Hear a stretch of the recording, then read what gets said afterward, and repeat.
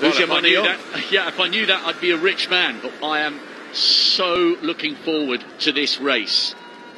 Can Omanyala become the first Kenyan to win this title in 60 years? Or will it be Akani Simbine successfully defending his crown and joining Don Quarry and Linford Christie as the only three men to do so? The African champion and the defending champion drawn in adjacent lanes, and a little touch of the fist there, maximum respect between them. This is a massive, massive moment for them and a great moment for athletics.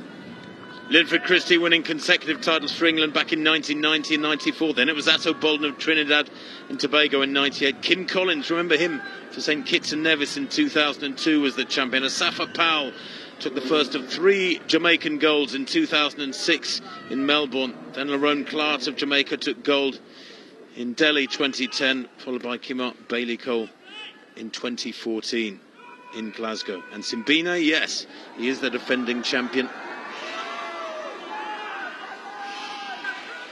The stadium announcers asking the crowd for hush as these men focus on your marks. Absolutely, completely. Hearing the starters' orders, don't want any noises. Clicking of cameras sometimes is a problem, but they are called to their blocks. Azamati of Ghana on the far side in 1. Abekun of Sri Lanka in 2 in the blue near the top. Omanyala of Kenya in those fabulous Kenyan colours. He goes in 3. Simbine, the defending champion, goes in lane 4 for South Africa. In 5, Emmanuel Eseme of Cameroon. In 6, Mitchell Blake of England. In 7, Wales' Azu. And Rohan Browning of Australia nearest the camera. Set. Good start there from Omanyala. He's got the jump on Simbine at the moment. Omanyala's going away with this one. He will not be caught. This is justice for the man who couldn't do himself justice in Eugene. He takes the gold for Kenya. 10.02 into a slight headwind, minus 0.9.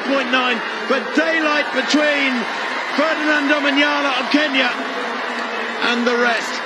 Maybe about a meter's difference in it.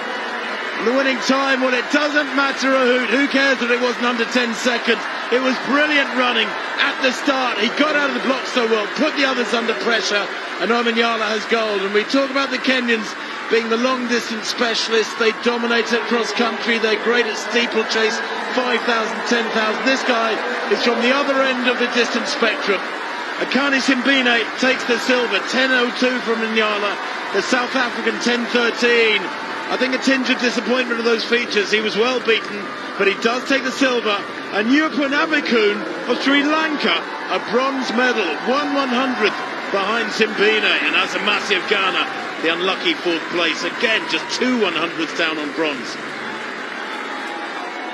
Well, from a neutral's point of view, you've got to be so pleased for Omanyala. It was an awful way for him to arrive at the World Championship as one of the fastest men in the world this year, only having 3 hours to prepare for his heat. It was a hopeless quest to try and taste glory and gold in Eugene.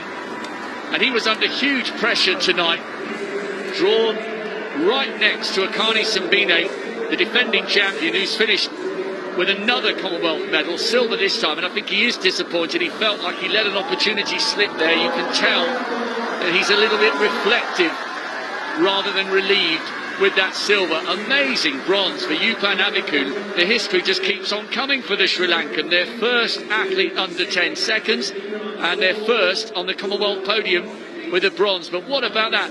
No Kenyan has won this title since Serafino Antal won in 1962 when it was over 100 yards.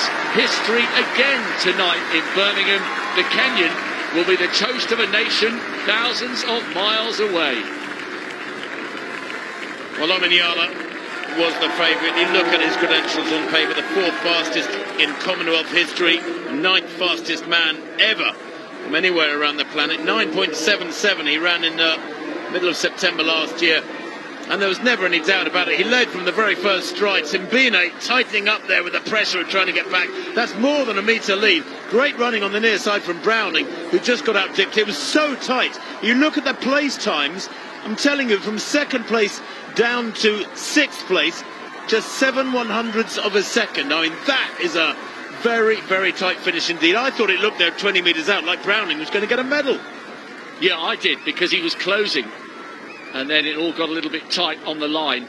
I said this during the semi-finals. He looks like he's built like a boxer rather than a sprinter. His upper body is absolutely massive.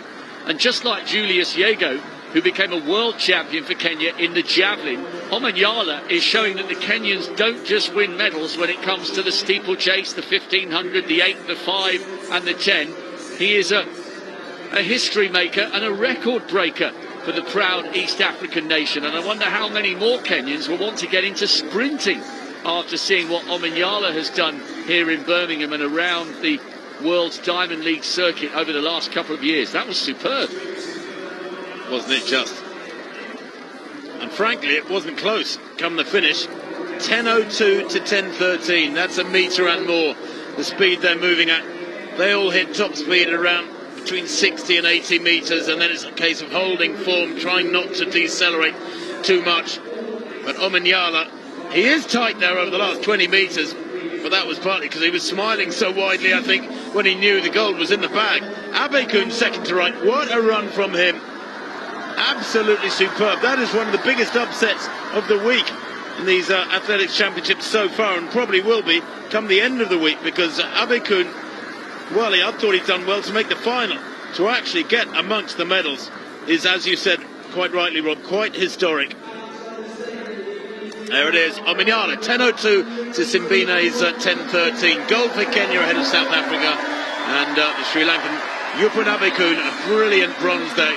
The Ghanaian Benjamin Azamati, just 2/100ths shy of the medals, and Jeremiah Azu of Wales, well, that's a superb fifth place for him, 10.19.